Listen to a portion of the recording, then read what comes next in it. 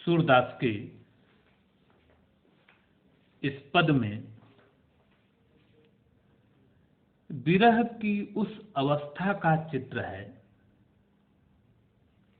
जब विरहाकुल मन को संयोग के दिनों की हर सुखद स्मृति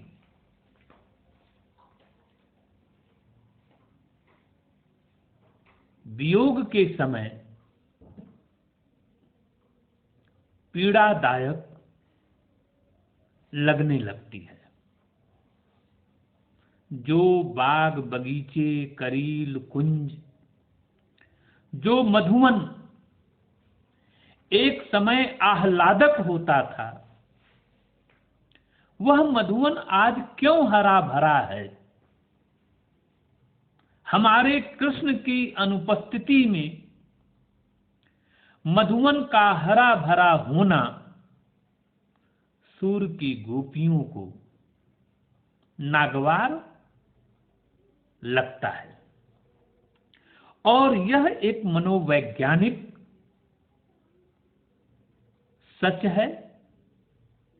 जो चीजें, जो पदार्थ, जो स्थितियां संयोग के समय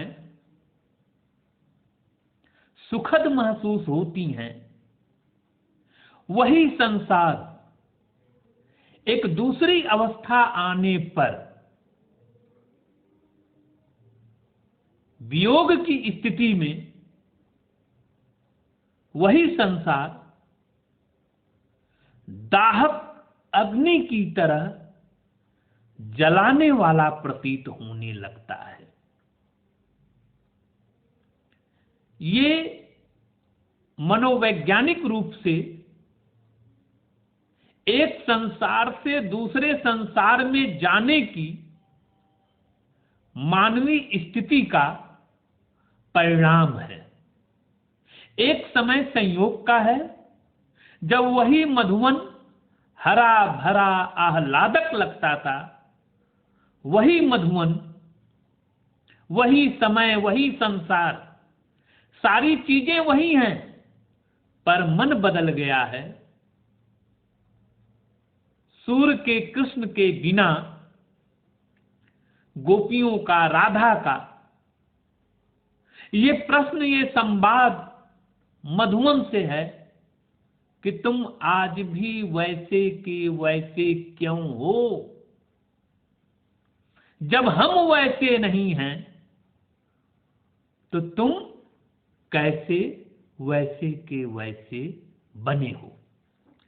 पद देखिए, मधुवन तुम क्यों रहत हरे, मधुवन तुम क्यों रहत हरे, विरह वियोग श्याम सुंदर के ठाढ़े क्यों न जरे। मोहन बेनु बजावत द्रुमतर शाखा टेक खड़े, मोहे थावर अरुजड़ जंगम मुनिजन ध्यान टरे। वह चितवन तू मन न धरत है, फिर पुहुप धरे। सूरदास प्रभु विरह दावानल, सूरदास प्रभु विरह दवानल, नख सिख लौ नजरे। सूरदास जी कहते हैं कि हमारे प्रभु के बिना जो विरह की अग्नि है, विरह का जो दावानल है, तुम्हें ठाढ़े ठाढ़े क्यों नहीं जरा देता। नख सिख लौ न जरे, तुम क्यों हरे भरे हो। मधुवन, हे मधुवन, तुम आज भी क्यों हरे भरे हो। आज भी वैसे के वैसे कैसे रह रहे हो। जब कृष्ण हमारी दुनिया में थे, हमारे संसार में थे, तब तो तुम हरे भरे रहते थे तो समझ में आता था। पर आज जब कृष्ण चले गए हैं तो हे मधुवन, तुम हरे भरे सजीव कैसे हो, यहां तो प्राण सूखे जा रहे हैं, यहां तो प्राण जले जा रहे हैं, और तुम हरे भरे बने हो। विरह वियोग श्याम सुंदर के, श्याम सुंदर अर्थात श्री कृष्ण के वियोग में, श्री कृष्ण के विरह में ठाढ़े क्यों न जड़े, तुम खड़े खड़े क्यों नहीं जल गए। तुम्हें तो ठाढ़े ठाढ़े जल जाना चाहिए था, तुम आज कैसे हरे भरे हो। मोहन बेनु बजावत द्रुमतल, तुम्हारी ही तना पर टेक कर मोहन श्री कृष्ण बांसुरी बजाते थे। तुम्हारी शाखा को टेक कर, तुम पर टिक कर मोहन बांसुरी बजाते थे। तुम्हें क्या उस अवस्था की स्मृति नहीं आती। मोहे ठावर अरुजड़ जंगम, तुम क्या एकदम प्राण रहित जड़ और जंगम की तरह हो, या तुम कोई ऋषि मुनि हो जिस पर तुम्हारे ऊपर कोई फर्क नहीं पड़ता। मुनिजन ध्यान टरे, यहां तो श्री कृष्ण के विरह में सब जले जा रहे हैं, व्यथित हुए जा रहे हैं, चारों तरफ हाहाकार मचा हुआ है, और हम नीचे से लेकर ऊपर तक धू धू करके जल रहे हैं, और तुम हरे भरे क्यों बने हो। वह चितवत तुम मन न धरत, वह क्षण, वह दशा, वह चित्त अवस्था, वह मन की दशा तुम क्यों नहीं धरते हो, जब तुम्हारे ऊपर टेक कर भगवान श्री कृष्ण बांसुरी बजाते थे, बांसुरी बजाते थे।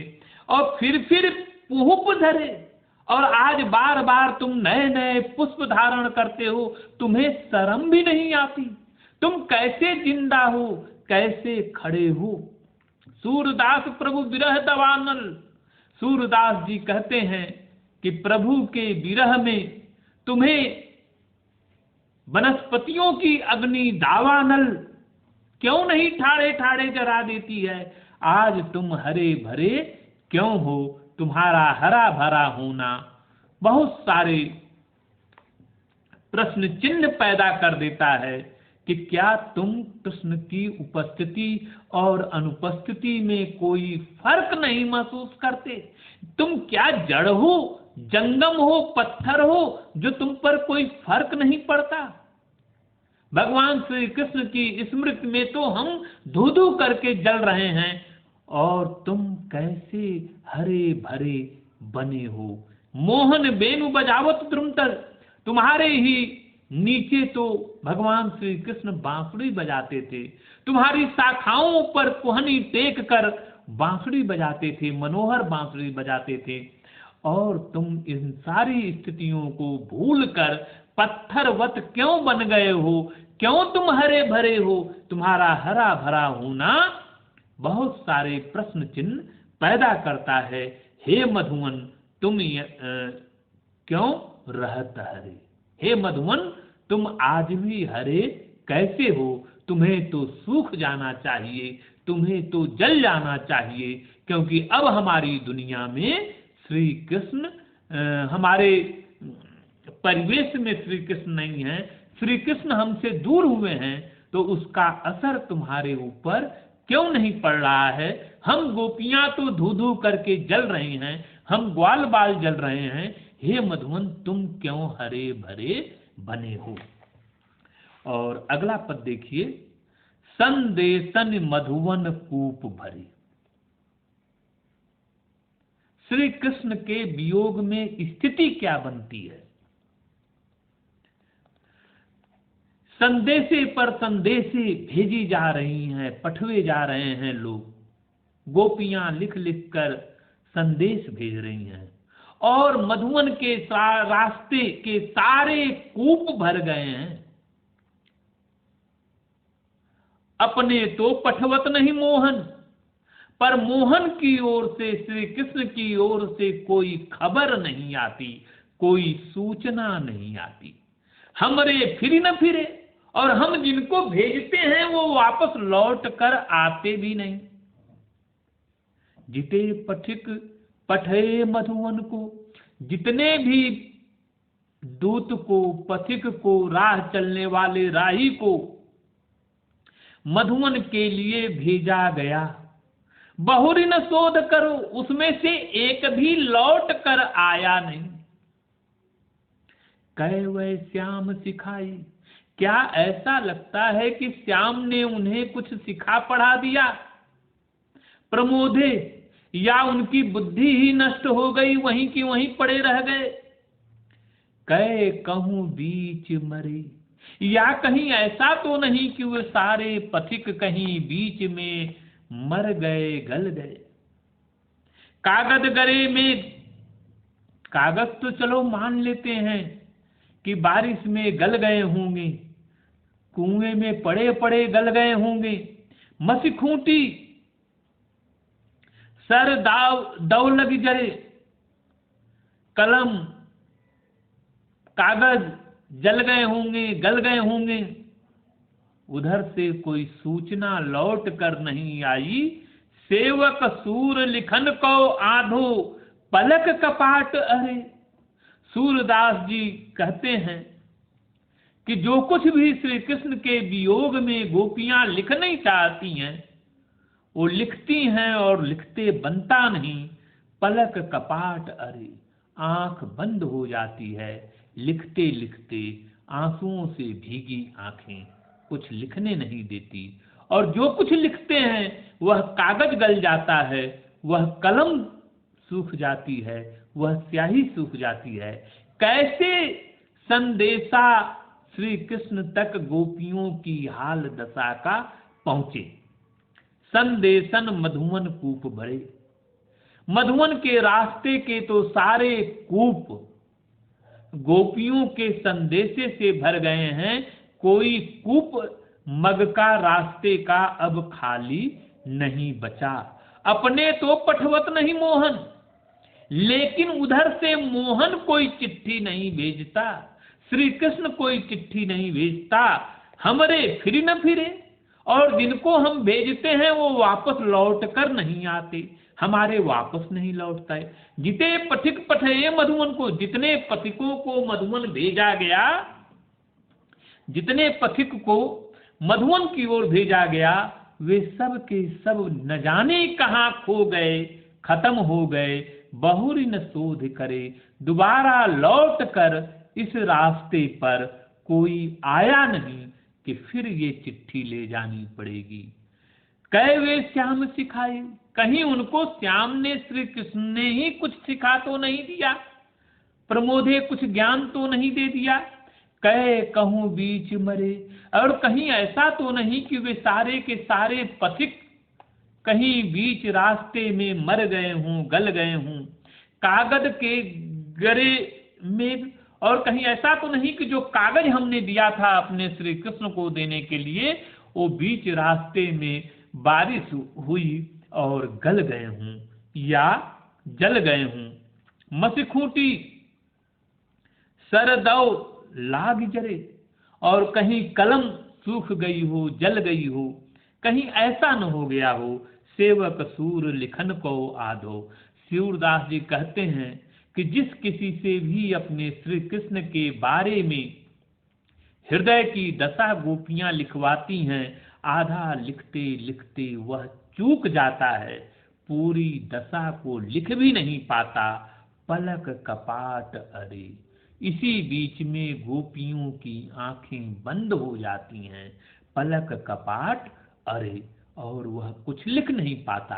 इस तरह कहने का कुल मतलब, कहने का कुल अभिप्राय ये है कि जो गोपियां कृष्ण की अनुपस्थिति में उनके स्मृति के कारण गोपियों की जो हृदय की दशा है, जो मन स्थिति है, उस मन स्थिति का चित्रण यहां सूरदास करते हुए लिखते हैं इस पद में कि संदेशो संदेशन मधुवन कूप भरे।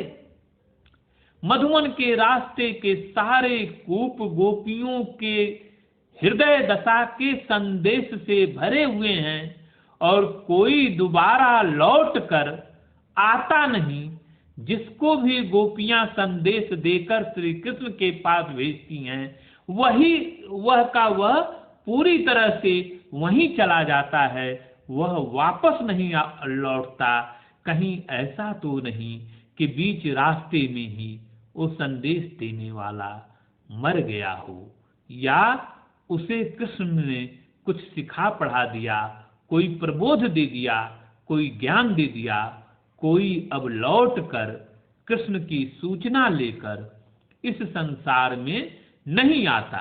यहाँ दो संसार बन जाते हैं, एक कृष्ण का संसार जिसमें कृष्ण और गोपियां थी, राधा थी, और एक दूसरा संसार जिसमें केवल कृष्ण है और दूसरी तरफ केवल गोपियां हैं। और इन दो संसारों के बीच जो पत्रों की आवाजाही है वह एक तरफा है और वियोग की विप्रलंभ की चरम पीड़ा और बेचैनी को यहाँ महसूस किया जा सकता है कि गोपियां लगातार सूचना, संदेश, चिट्ठी, पाती अपने आराध्य, अपने प्रेमी, अपने श्री कृष्ण को भेजती हैं और उन चिट्ठियों का, उन पातियों का एक भी जवाब गोपियों तक नहीं लौटता। तो उनके मन में तरह तरह की आशंका चलती है कि कहीं ऐसा तो नहीं कि मेरे भेजे हुए संदेशवाहक कहीं बीच रास्ते में मर तो नहीं गए, या श्री कृष्ण ने ही उनको कुछ सिखा पढ़ा तो नहीं दिया, या कोई ज्ञान दे दिया, कोई अब लौट कर उस संसार से नहीं आता जिससे हम भोली भाली गोपियों को कृष्ण के बारे में कोई सूचना मिले, कोई जानकारी मिले। इस तरह से इस पद में ये स्थिति बनती है कि लगातार सूचना भेजने के बाद भी कोई वापसी का संदेशा, कोई अपने प्रेमास्पद की सूचना, कोई चिट्ठी, कोई पाती नहीं मिलती। तो मन में हजार तरह की आशंका चलती है कि कहीं जिनको संदेश भेजा गया वे मर खप तो नहीं गए, कहीं ऐसा तो नहीं कि श्री कृष्ण ने ही उन्हें कोई नया ज्ञान तो नहीं दे दिया या कुछ सिखा पढ़ा तो नहीं दिया। क्या कारण है कि वापस कोई लौट कर नहीं आता और सब के सब चले जाते हैं। और इस तरह से हम गोपियां एक विरह, एक धू धू कर जलने वाली स्थिति से, यातना से, विरह की पीड़ा से गुजरती रहती हैं। और यहाँ पर वियोग का, विरह का सुंदर परिपाक, सुंदर परिणाम चित्र देखने को मिलता है, जिसमें गोपियों की दशा, बेचैनी, पीड़ा है कि अपने आराध्य, अपने प्रेमास्पद, अपने श्री कृष्ण के बिना वो रह नहीं पाती और रह रह कर इतनी सूचना, इतनी चिट्ठी, इतने संदेशे भेजते हैं कि रास्ते के सारे कूप भर जाते हैं। यह एक तरह से अगर अलंकारिक दृष्टि से सोचें तो अतिशयोक्ति है, पर यथार्थ ढंग से सोचें, गोपियों की विरह दशा को ध्यान में रखकर सोचें, मानव की विरह दशा को ध्यान में रखकर सोचें, तो जो प्रेमी मन है वह इसी तरह का होता है कि अपने वियोग में वह इतनी सूचना, इतना संदेश, इतनी चिट्ठी भेजता है, मानो ऐसा प्रतीत होता है कि रास्ते के सारे कूप भर गए हों या ले जाने वाले मर खप गए, कोई सूचना नहीं आती। यह बेचैनी, यह तड़प प्रेमास्पद को झेलनी पड़ती है, जिसका सुंदर चित्रांकन सूरदास अपनी बंद आंखों से, अपनी प्रज्ञा चक्षु से, अपने अंतर की आंख से, हृदय की आंख से करते हैं। और इसीलिए ये पद विशिष्ट पद हैं विरह दशा को समझने के लिए।